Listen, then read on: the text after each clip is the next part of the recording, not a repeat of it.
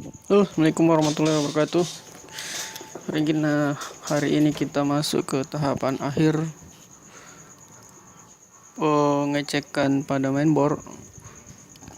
Kita masuk ke blok LVDS, di mana blok ini adalah tahapan akhir pemeriksaan.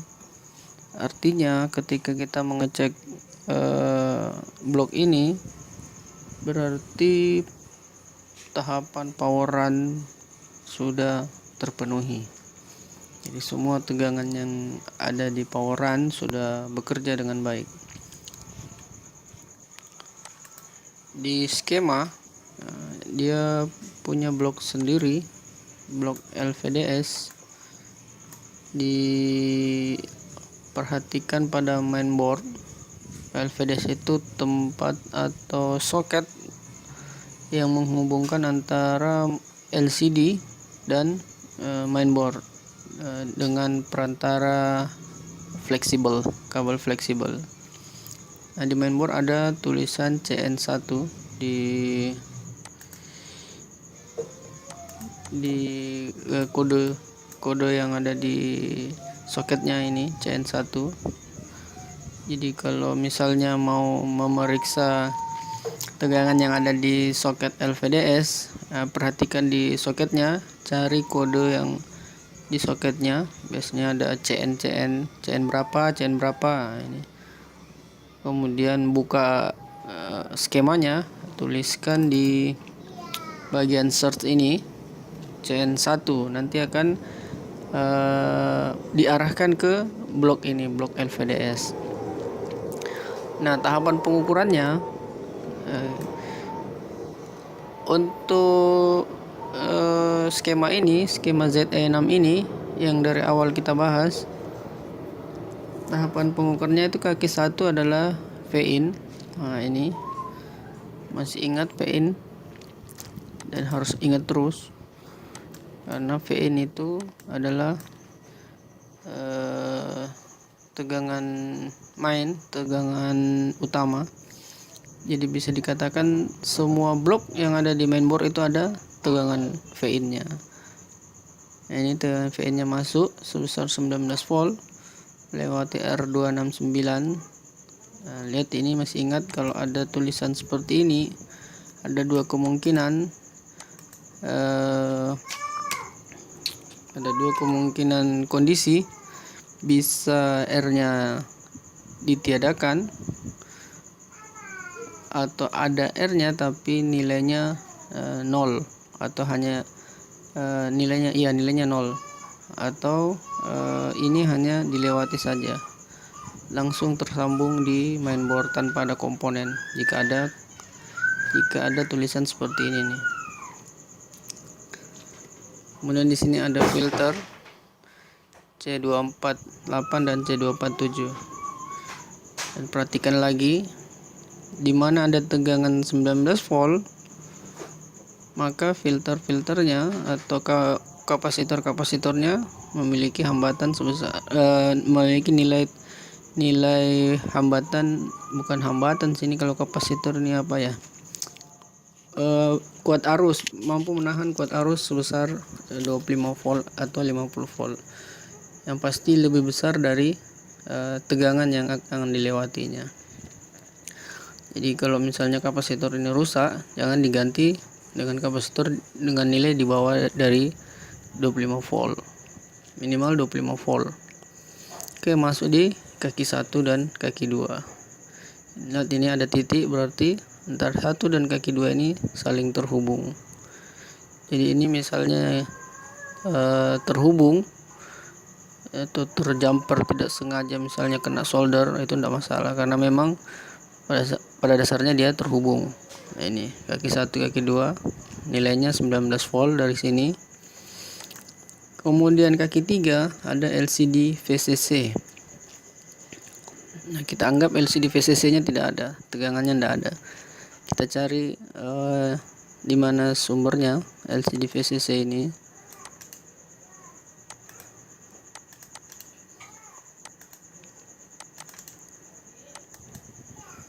Tidak bisa.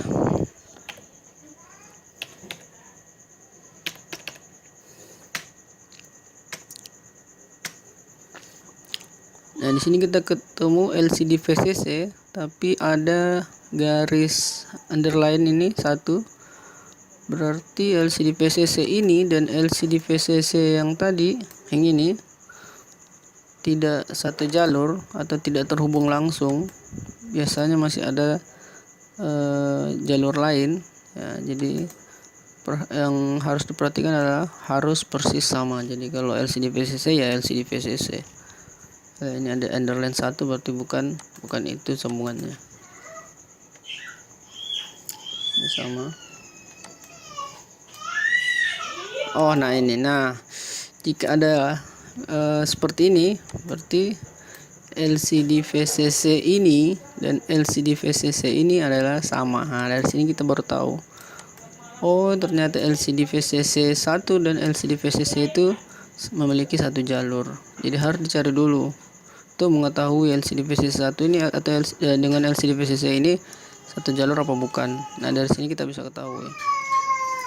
LCD VCC dan LCD VCC 1 memiliki jalur yang sama. Ini dibaca oleh R257. Perhatikan ininya. Selalu saya ingatkan, ini diperhatikan. Nah, karena LCD VCC tadi dari sini, atau kita coba search lagi untuk meyakinkan kita bahwa tidak ada LCD VCC dari sumber lain. Nah, kembali lagi ke dia, berarti memang LCD VCC. Nah, ini sama, masih di jalur yang sama. Ini juga soket, jadi tidak mungkin sumber. Bentar lagi. Nah, selesai. Jadi tidak ada lagi LCD VCC selain itu. Jadi bisa dipastikan LCD VCC, sumber dari LCD VCC adalah LCD VCC 1. Nah, ini. Jadi yang tadi masuk sini kemudian mengalir LCD VCC ini tersambung dengan LCD VCC ini, maka yang sekarang kita cari adalah LCD VCC underline 1. Nah, ini kita tambah 1. Ini metode pencariannya sama di semua blok. Tidak ada perbedaan. Sama metode pencariannya, cara baca skemanya juga sama. Oke, kita enter. Nah, kita menemukan sumber LCD VCC underline 1 ini di U16. Ini ada out, berarti keluaran. Ini ada in, berarti masukan. Jadi bisa disimpulkan inputnya adalah kaki 6 dan kaki 4 U16 ini. Kemudian outputnya LCD VCC yang di-trigger oleh kaki 3.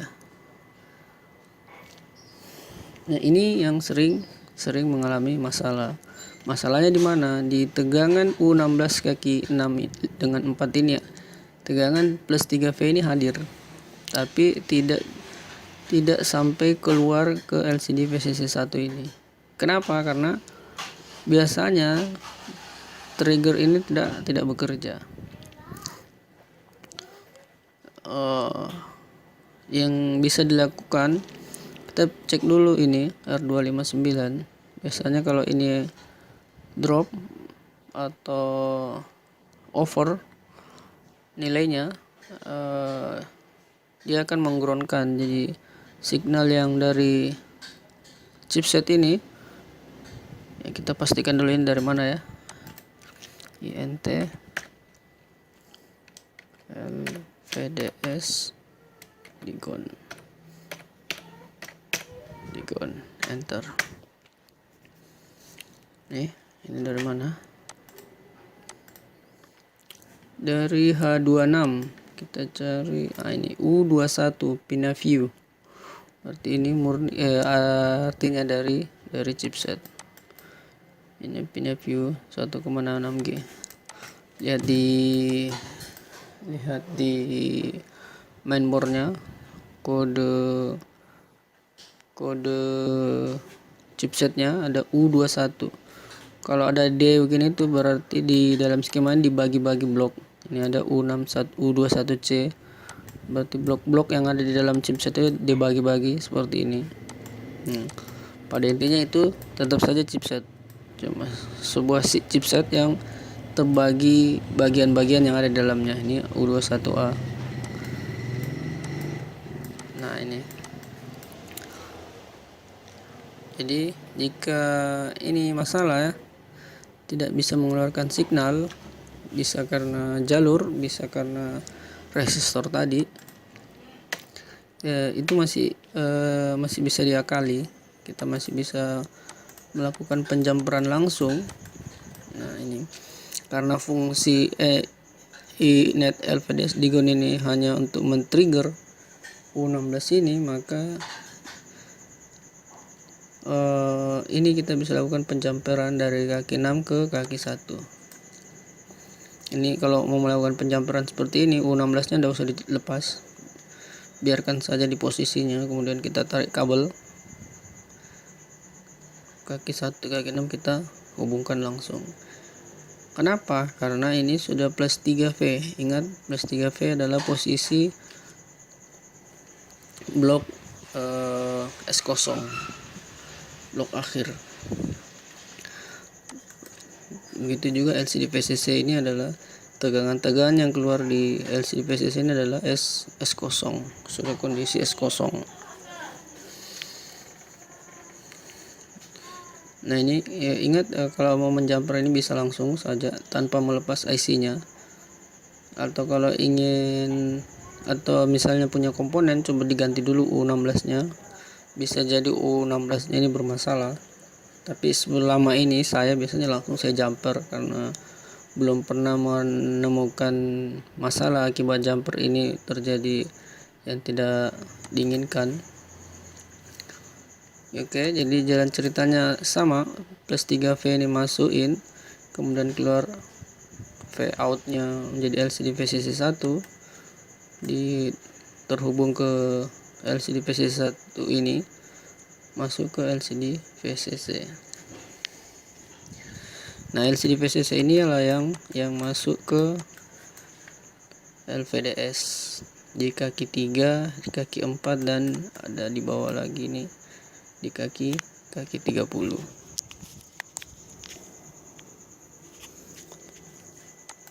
Oke, selanjutnya ada plus 3V. Nah, ini sama yang tadi, plus 3V, nilainya juga 3 volt. Yang ini juga nilainya 3 volt.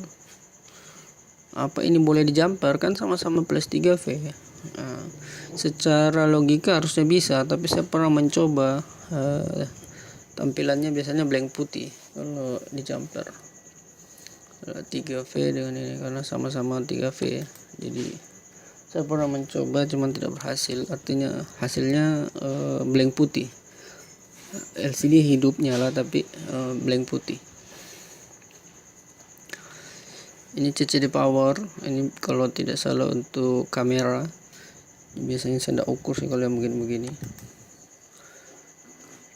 Ini input plus 5V, ini di kaki 78, ini juga harus ada. Tidak wajib sih ini, sebaiknya ada, tapi artinya tanpa dia pun dia harusnya sudah bisa tampil. Kayak ini USB con. Ini biasanya saya tidak ukur karena ini hubungan ke chipset. Yang saya ukur selanjutnya adalah dispon. Ini yang memberikan cahaya ke LCD bersama LCD V adjektif ini, VADJ. Ini kedua ini harus ada, tidak boleh tidak ada. Jika salah satunya ada, yang lainnya tidak ada, ini bisa dijumper kaki 13 dan kaki 14 ini disambung. Ini masih bisa karena fungsinya sama. Cuman biasanya kalau LCD VADJ tidak ada, dispon juga tidak ada. Kita cari dispon ini asalnya dari mana. Kalau LCD VADJ ini sudah jelas, kita lihat ini asalnya dari chipset. Ini sama dengan yang tadi, yang men-trigger U16 tadi, ini sama. Nah, sekarang kita cari yang dispon.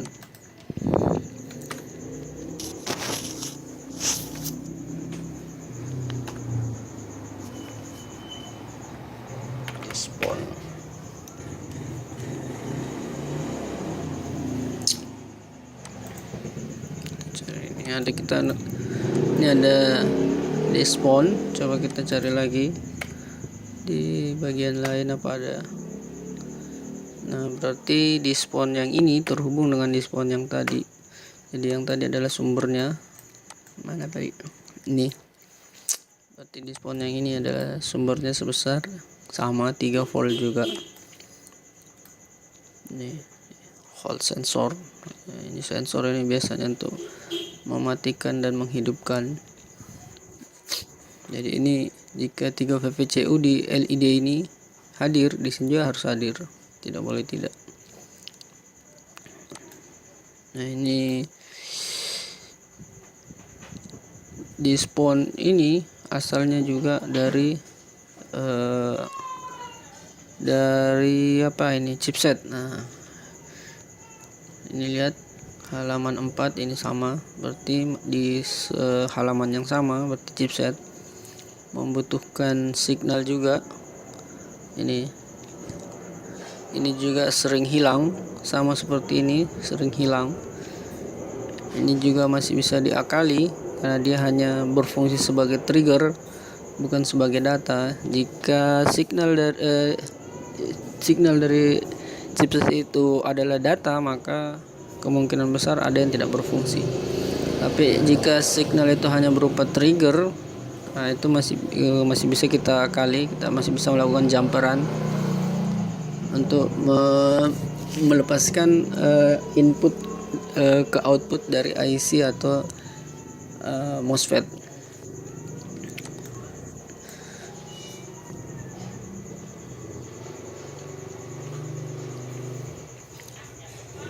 Oke, selanjutnya,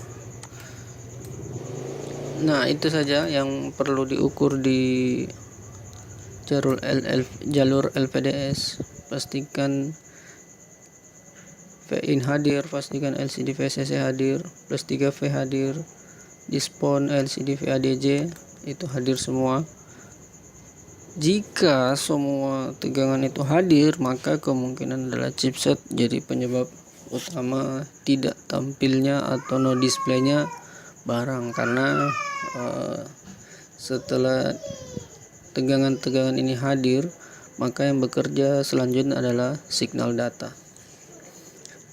dari chipset.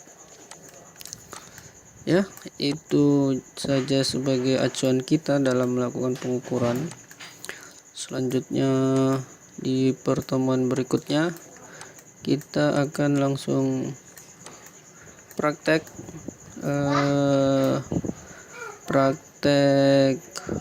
proses pengukuran mulai dari awal, mulai ketika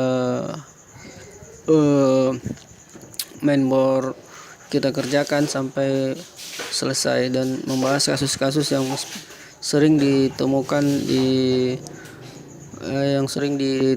di laptop yang lagi bermasalah. Oke, sekian dan terima kasih.